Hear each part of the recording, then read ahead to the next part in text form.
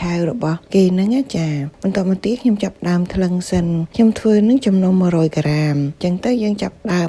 ដាក់ថ្លឹងអញ្ចឹងទៅណាដើម្បីយកម្សៅ100ក្រាមយើងចុចឲ្យដល់លេខ0rồiហើយយើងដាក់ចានដែកហើយនៅយើងចាប់ដើមដាក់ម្សៅចូលពេលគ្រប់ចំនួនហើយអញ្ចឹងទៅខ្ញុំចាក់ទុកមួយឡែកសិនណាបន្ទាប់មកទៀតហ្នឹងនេះខ្ញុំចាប់ដើមយកចានដដែលហ្នឹងមកថ្លឹងស្ពៃក្តោបសម្រាប់ស្ពៃក្តោបវិញគឺខ្ញុំប្រើ200ក្រាមហ្នឹងហើយដើម្បីពេលយើងធ្វើទៅឲ្យសមទឹកសមកាកអញ្ចឹងណាពេលយើងថ្លឹងយើងបានខ្នាតមួយដែលចាំដៃពេលហ្នឹងនេះខ្ញុំចាប់ដើមដួសរហូតតតែស្ពៃក្តោបគ្រប់ចំណុះ200ក្រាមចាគឺបែបហ្នឹងឯងយើងថ្លឹងរួចហើយយើងទុកមួយឡែកចាប់ដើមនេះមកលាយម្សៅជាមួយទឹកអញ្ចឹងណាមុនដំបូងហ្នឹងយើងដាក់ម្សៅហ្នឹងកុំទាន់ដាក់ទាំងអស់យើងដាក់ខ្លះសិនទៅហើយយើងដាក់ទឹកចូលពេលដែលយើងវាយបន្តិចទៅរៀងសប់មកតង់ហើយចាំយើងចាក់ម្សៅហ្នឹងមកតង់ទៀតមកបែបហ្នឹងណាហើយយើងចាក់រួចហើយយើងថែមទឹកទៀតហើយសម្រាប់ទឹកវិញគឺខ្ញុំប្រើ150មីលីលីត្រចា150 cc ហ្នឹងសិនណាហ្នឹងហើយយើងចង់ដឹងថាតើ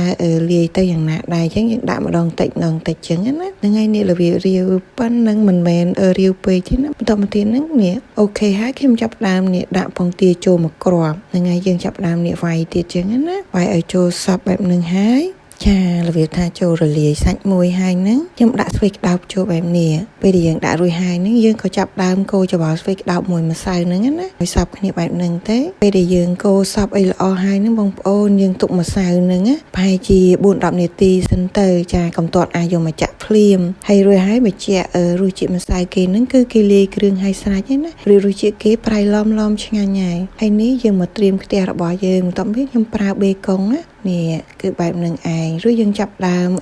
កាត់បេកុងហ្នឹងជាទំហំប៉ុណ្្នឹងហើយយើងយកមកត្រៀបជាមួយខ្ទះយើងត្រៀបហើយរួចហើយយើងចាប់ដើមនេះបើកភ្លើងបែបនេះទៅពេលដែលយើងបើកភ្លើងរួចហើយនេះយើងចាប់ដើមដួសម្សៅរបស់យើងមកដាក់ពីលើបេកុងបែបហ្នឹងហ្នឹងហើយយើងដួសដាក់ហ្នឹងឲ្យរាងទំហំ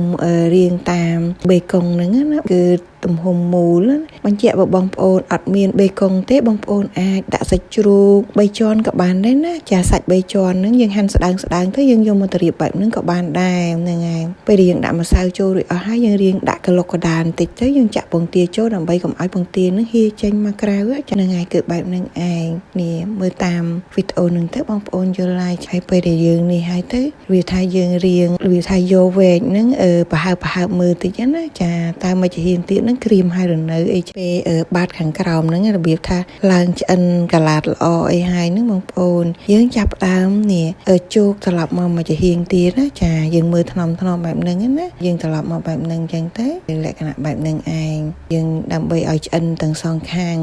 ចាឆ្អិនពងទាឆ្អិនម្សៅបន្លែអីហ្នឹងណាឆ្អិនមកជាហៀងទៀតឡើងល្អហើយហ្នឹងគឺយើងចាប់ដើមត្រឡប់មកជាហៀងវិញទៀតចានេះគឺបែបហ្នឹងឯងគឺឃើញបងប្អូនឆ្អិនឡើងល្អមែនតើពងទាអីតែប៉ុណ្្នឹងឯងគឺយើងចាប់ផ្ដើមនេះបិទភ្លើងទៅណាបន្តមកទៀតយើងចាប់ផ្ដើមនេះដាក់ទឹកស៊ុសចូលខ្ញុំប្រើម៉ាយ៉ូណេសចាប៊ឺនេះគេហៅថាប៊ឺផ្អែមហ្នឹងបន្តមកទៀតយើងប្រើទឹកស៊ុសរសជាតិអូកូណូមីយ៉ាគីហ្នឹងទឹកស៊ុសបាញ់ឆៅហ្នឹងយើងដាក់ចូលបែបហ្នឹងហើយយើងចាប់ផ្ដើមវីឲ្យសព្វបែបនេះវីឲ្យសព្វលាបពីលើនឹងអញ្ចឹងណាបន្ទាប់មកទៀតនេះគឺយើងប្រើនេះត្រីឈូស